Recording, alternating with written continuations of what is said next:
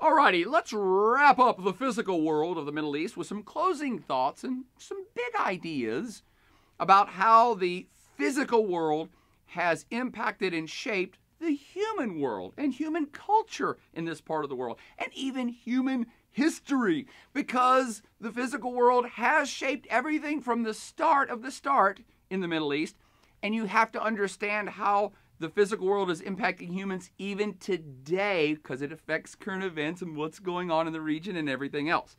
So, physical world, how's it affected the humans there throughout their evolution and their history?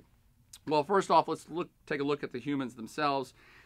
This is a very high population density part of the planet, which is a little counterintuitive, actually. It's usually the fully rich, fully developed countries that we say have very high urbanization rates. That is, most people living in the cities. But if you look at the Middle East, by and large, country to country, big city to big city, it's a very urban place. And there are somewhere between 500, 550, maybe up to 600 million people in this region now, depending on where you want to draw the borders around the region. Conservatively, you're looking at 500 million people who hang out here. And that number is getting a little bigger every year. Here's what's interesting, though. 500 million people, 65 to 75 to perhaps 80% urbanization rates, meaning all of these people are packed into the cities of the region.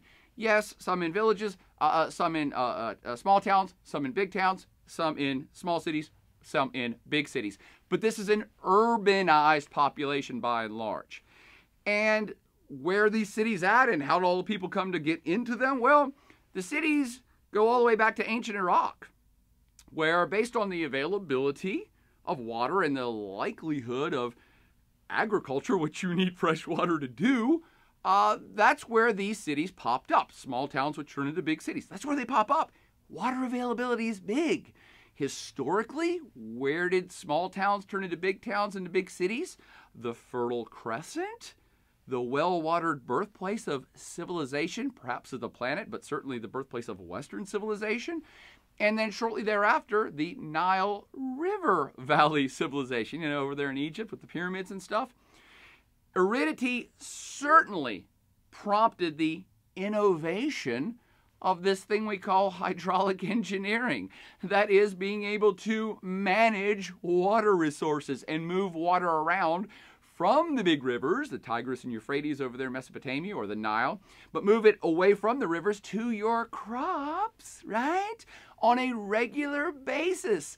Hydraulic engineering, again, the idea, the impetus, the catalyst was very likely the aridity of the entire surrounding areas that kind of got people thinking and tinkering and working together to produce hydraulic engineering so that they could have agriculture in wider and wider spaces so they could grow more food. Why do you need more food? Because more people are hanging out in your village than your town, than your city, which is growing, and people can use those agricultural surpluses to specialize. So I'll just buy food from you and then I'll become a tinsmith or a blacksmith or a priest. A job specialization and bigger city and more agriculture, and more of this stuff is going on. More people are paying more taxes and providing labors for your fields and your armies.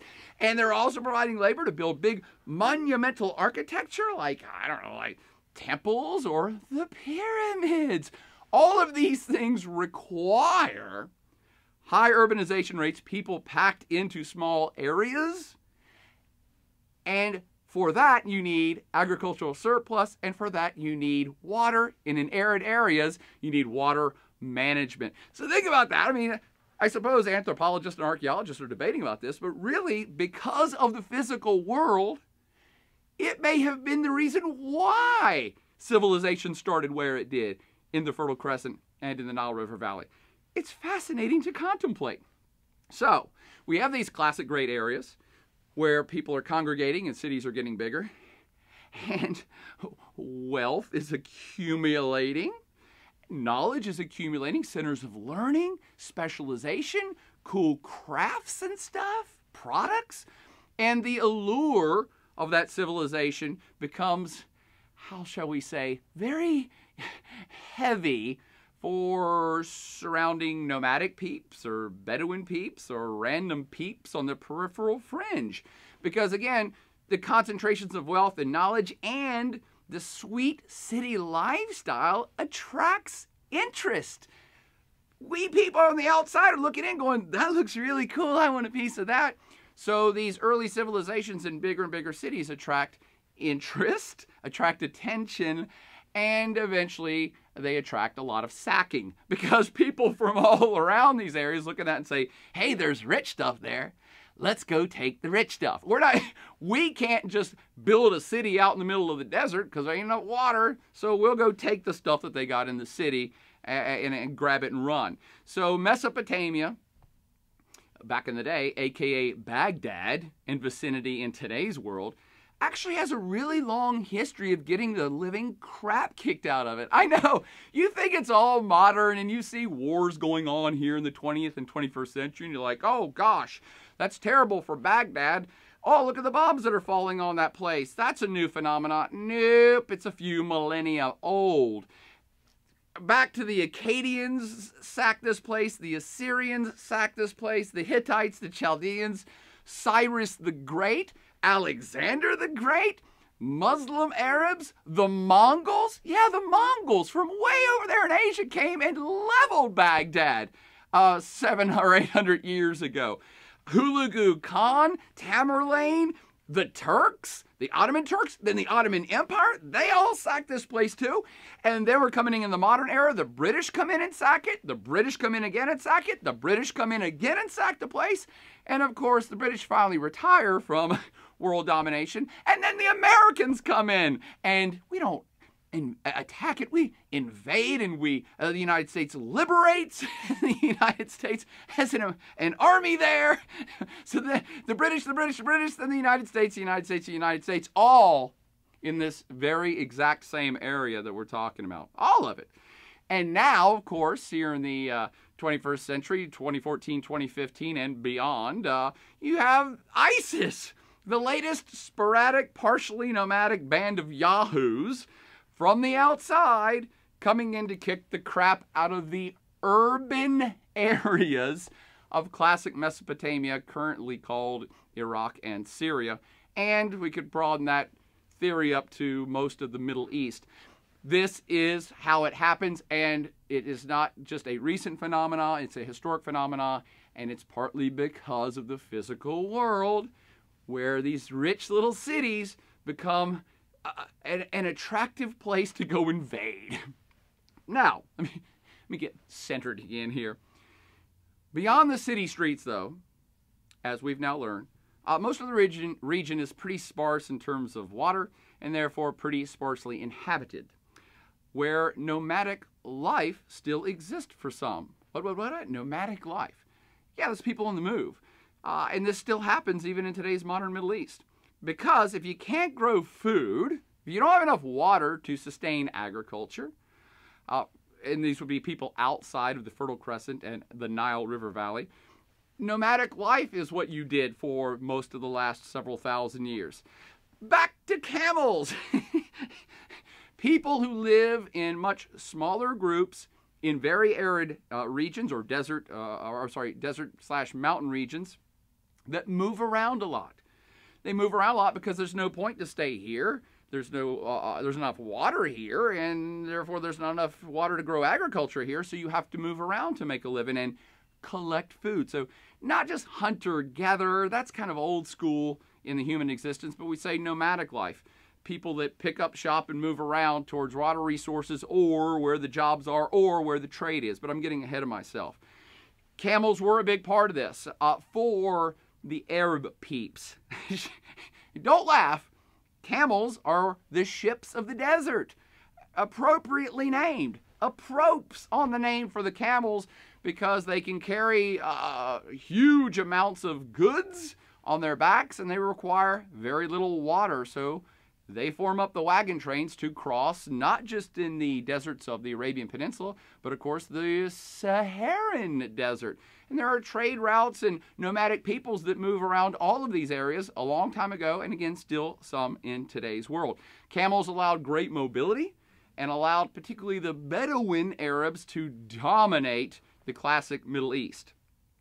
And I keep saying Arabs and now Bedouin Arabs used camels. Camels are, they're not used everywhere in the Middle East. Iranian folks don't have camels. Turkish folks don't have camels, and they never really have. It's mostly a desert phenomena, specifically down in the Arabian Peninsula and over there in the Sahara. Now, I now thrown out a few terms. Specifically, when we're talking about nomadic peeps, historically and today in the Middle East, specifically, we're going to refer to certain groups that we say this is the Arab ethnicity, these Arab peoples. Within the Arab ethnicity, we find those who live in semi-settled communities in urban areas who refer to themselves as Bedouins. And this is a historical thing. There are still Bedouins out there because the Bedouins are true nomads who lived in the desert and traveled throughout it for their livelihood. These smaller settlements that developed over time, developed because of the presence of water, usually in an underground kind of hidden well or an oasis. And small villages would then crop up there that form kind of a sanctuary, but people would move between oases as some would dry up, and there was different seasons for these things, but also because they would be trading goods and services around these areas. And the oases, or the establishment of a very significant well, would be a big deal because some of the more popular or even bigger urban areas of the Middle East were originally based on an oasis or well, namely the place we call Mecca, the most renowned of all, the center of the Islamic world, was originally Bedouin Arab area. It was an oasis that many people used to come to, and over time it evolved out to a big city. But that's not usually the way that it was for most nomadic peeps, because these are peeps on the move. And the point is this: nomadic herdsmen and traders were very successful since they could exploit the arid terrain and not be tied to far-flung cities. They could survive in those landscapes, but then they figured out how to move amongst them better than anywhere else. So here in the Arabian Peninsula and in Saharan Africa, nomadism does not equate to random wandering. Again, we're not talking about 100,000 years ago and hunter-gatherers are just kind of bouncing around looking for food. No. Nomadic lifestyle was intentional. They had ranges, they had almost geographic territories that they worked in, and they developed routes of places that they would visit. Again, either because it was a water source, or because of family ties, or because of trade. And their complex economies were based around trading and raiding. So the nomads were crucial in the commerce and vice versa of this area, since the trade routes were where the nomadic peoples would get the resources they need, specifically food, because they would not be growing their own. But they were the ones establishing the trade routes between places, between these vast arid areas at the same time. So it's kind of a chicken and egg. One comes with the other. Great trade routes were established because these people needed those great trade routes. See how that works?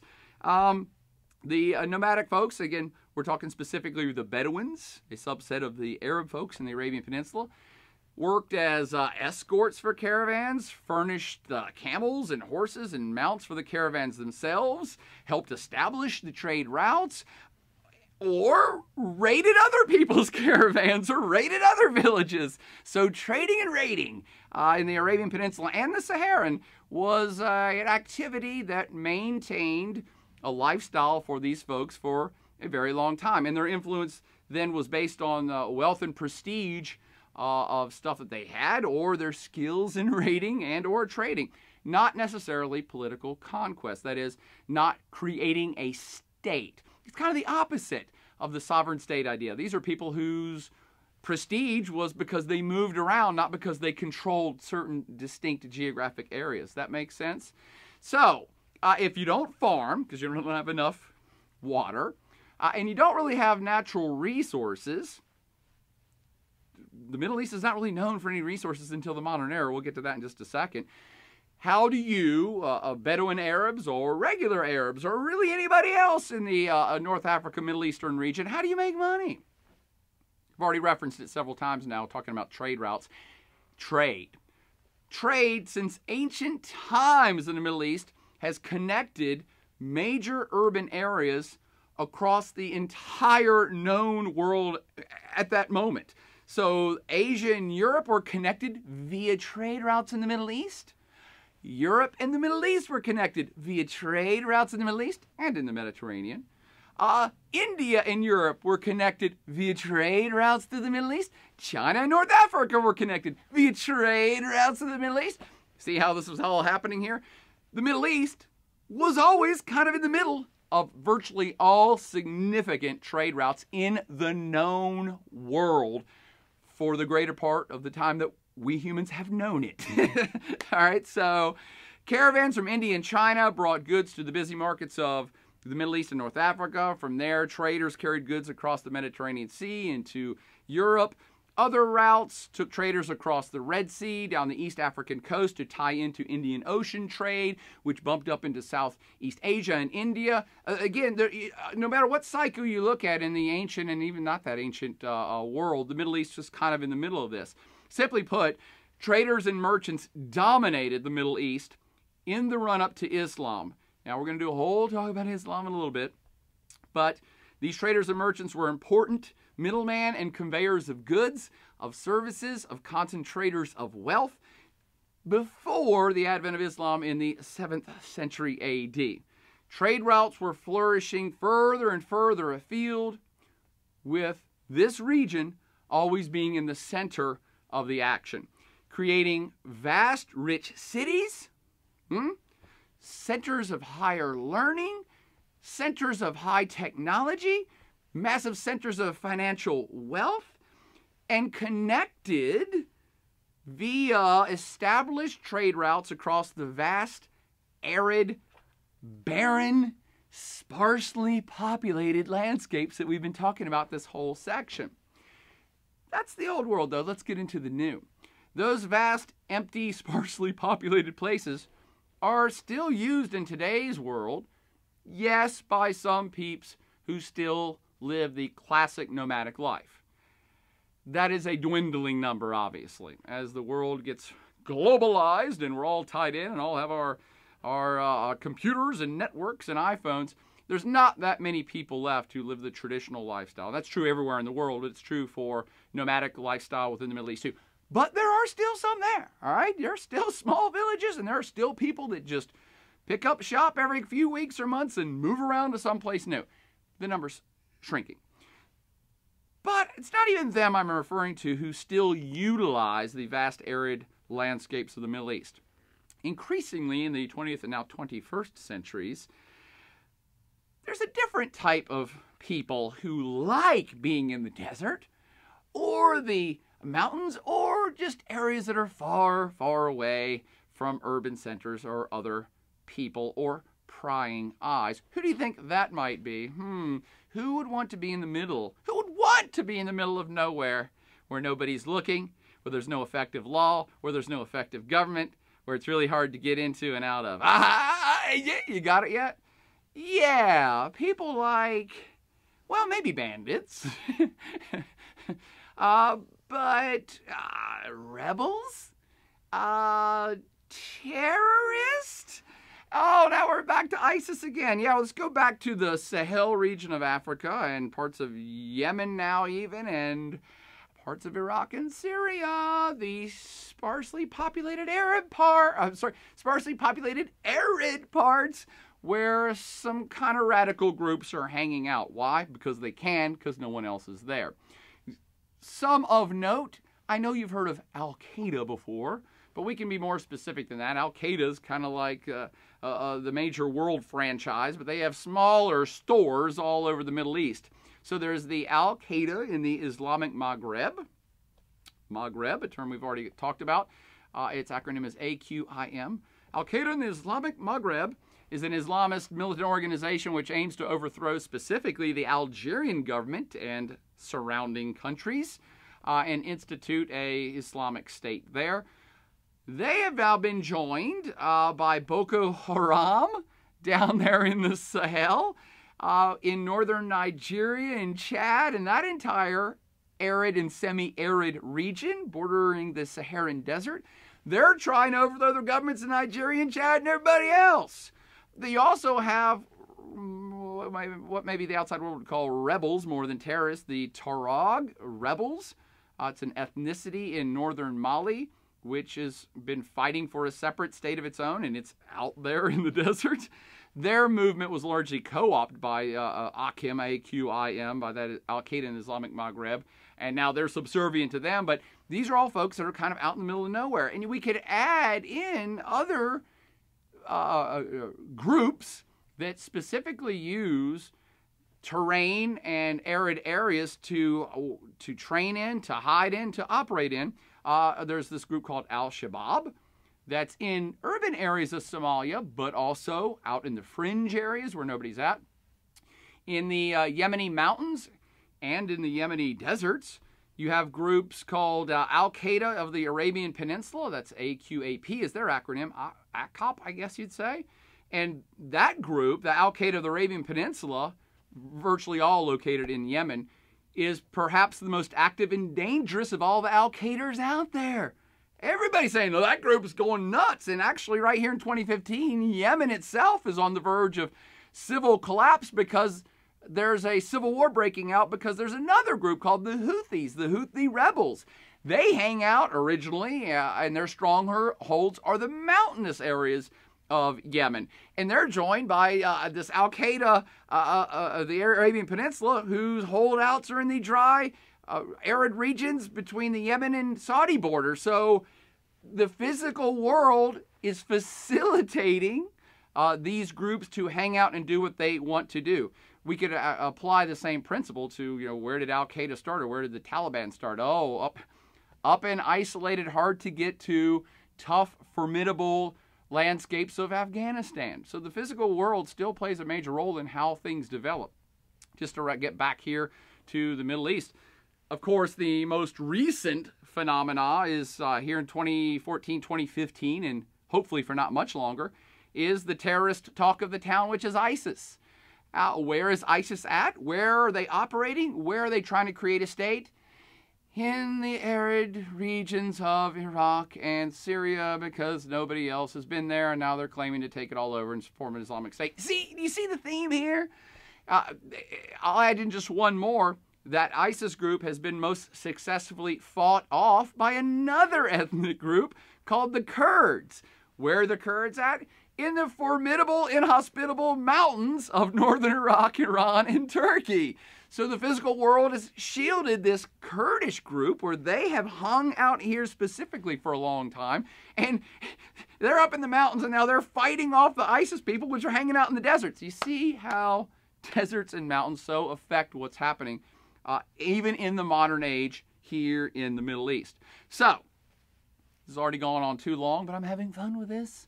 So we've talked about and covered, I think now, all the natural aspects of the physical world of the Middle East. The climate, vegetation, the mountains, how that stuff has affected the humans and their historical trajectories, and maybe even the development of civilization itself. Civilization itself was an early population and wealth generator that attracted attention from outsiders. Then trade, international trade, we can call it international trade, was a wealth generator that attracted attention from outsiders. But what now in the modern world attracts the attention of outsiders into the Middle East?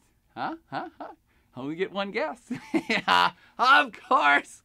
The natural resources of the area, which were largely unknown until modern times. That's what attracts all the attention in today's world. That bubbling black gold that fuels the world economy, aka oil in the Middle East, is what now draws in, like moths to the flame, draws in international interest into all of these same places.